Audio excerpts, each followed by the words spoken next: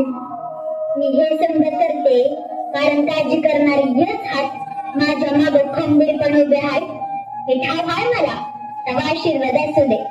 वा वा वा. विद्या विना मती गेली, मती विना नीती गेली, नीती विना गती गेली, गती विना वित्त गेले, वित्ता विना शुद्र खचले, इतके अनर्थ एका अविद्येने केले. आता इथून पुढे असा अनर्थ होऊ नये यासाठी स्त्रियांना विद्यमान करायचं आहे मला. आणि यासाठी माझी प्रेरणा ही तुम्ही आहात.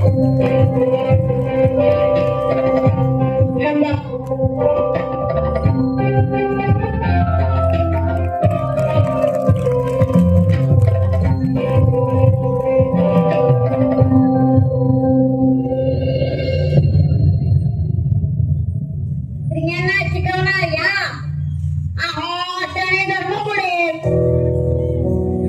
कलियुगाची सुरुवात म्हणतात ती ही अशी हे काही नाही. स्त्री शिक्षणाची जगाला काही एक गरज नाही.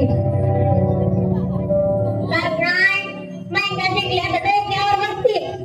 वर कोण सांभाळणार? मूल आणि मूल सांभाळण्यासाठी जन्म तिचा. शिकून काय जग जिंकायचे आहे ती का? ते अगदी कोतच तेवढी.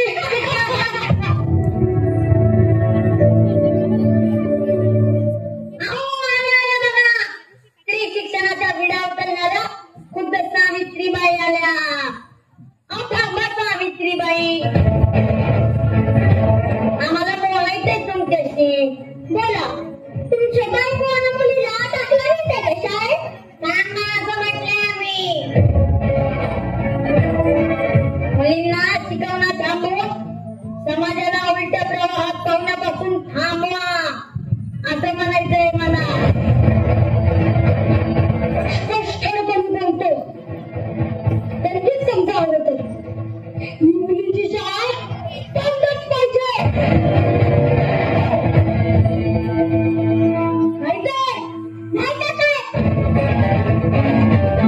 मी कोणत्याही परिणामाला घाबरत नाही.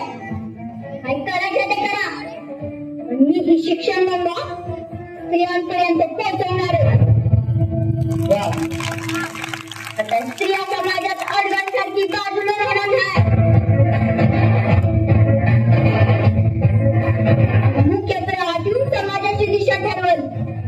स्त्री शिकल आणि प्रगती बी करेल. आणि मी बी तुम्हाला स्पष्टच सांगते की मुलींची शाळा कधीच बंद होणार नाही. आता या धडा शिकवावाच लागेल.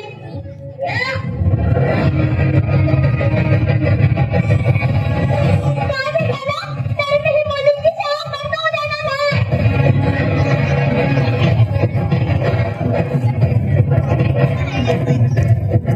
आपल्यामुळे बाईंना त्रास सहन करावा लागला.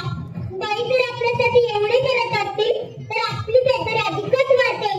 तर चला आपण आपली प्रार्थना मानूया आणि शिक्षणाचा वाटा जिद्दीने पुढे नेऊया.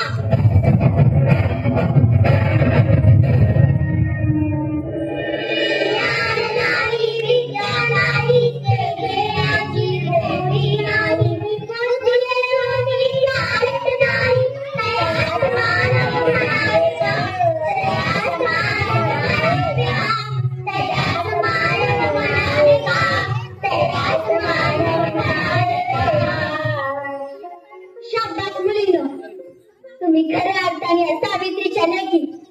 तुमच्या रूपात मला भविष्यातील शिक्षित घडवणारी स्त्री दिसते. शिक्षणाच्या वडीनं तुम्हाला इथं खेचून आणलंय. आता खूप शिका, लय मोठा वा.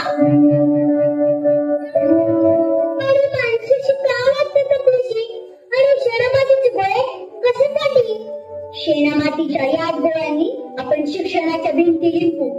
भक्कम करू. त्यांनी फेकलेल्या मातीच्या गोळ्यातूनच आपण ज्ञानाची मूर्ती घडू. स्त्री शिक्षणाचा प्रसार करू आणि जगाला हेवा वाटेल अशी साक्षर स्त्रियांची फौज उभी करू.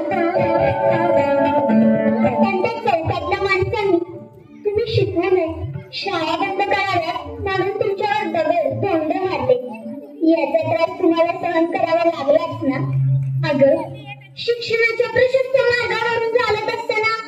तशा किरकोळ ठेचा लागणारच. तेव्हा हा मार्ग सोपा नसेल ती, पण चांगल्या कामात सुरुवातीला अडथळे असतातच ग. आपलं सोडा, टाकीची गाळ सोसल्याशिवाय खुद्द जेवायला तरी जेव पण येतं का? नाही. मग आपली काय गत? तुमच्याकडं मी एकच गोष्ट मागन, ती द्याल मला? अगं हो म्हणणं आधी ऐकाल तरी माझं. आज मला शेण, माती, दगड, धोंडे सहन करावे लागतात. उद्या तुमच्यावरही कदाचित शेण, माती, दगड, धोंडे पडतील. पण तुम्ही सगळ्या मुलींनी मला वचन द्या की असे गरजूनी विद्या शिकण्यासाठी हो न देता. परंपरेच्या डोळ्या तोडू नये, शिकण्यासाठी उठा. परंपरेच्या डोळ्या तोडू नाही, शिकण्यासाठी उठा.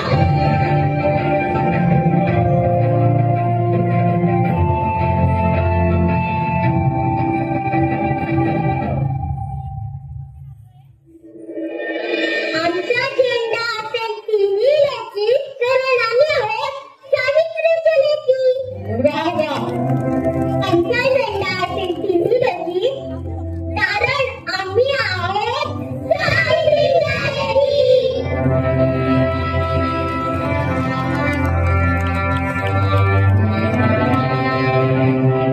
चला वाह मुलींनो वाह. दिनांक 1 जानेवारी 1848 रोजी भिडेवाड्यात पहिली मुलींची शाळा सुरू झाली. महिलांच्या शिक्षणासाठी त्या काळी क्रांतिज्योती सावित्रीबाई फुले यांनी अकाळ कष्ट सोसले. त्यांच्या शैक्षणिक योगदानामुळे आज भारतीय स्त्री सक्षम आणि खंबीर बनते आहे. सावित्रीबाईंच्या या कार्यात मानाचा मुजरा.